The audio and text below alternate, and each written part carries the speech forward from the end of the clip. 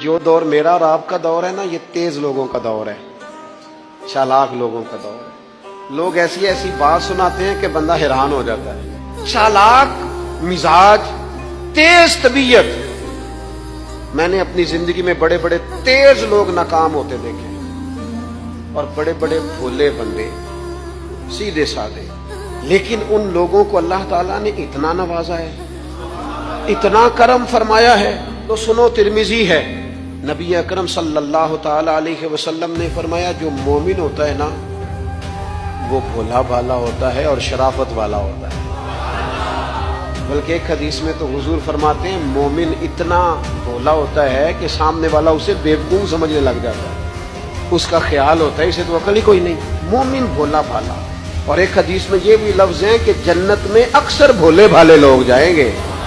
یہ جو تیزیاں ہیں نا، انسان کا سمجھدار ہونا اور بات ہے، انسان کا تدبر والا ہونا، فہم و فراست والا ہونا اور بات، لیکن چلاک ہونا، مکار ہونا، شیشے میں اتارنا، لوگوں کو اپنے قابو میں کرنے کی کوشش کرنا، اس کو شریعت پسند نہیں کرتی۔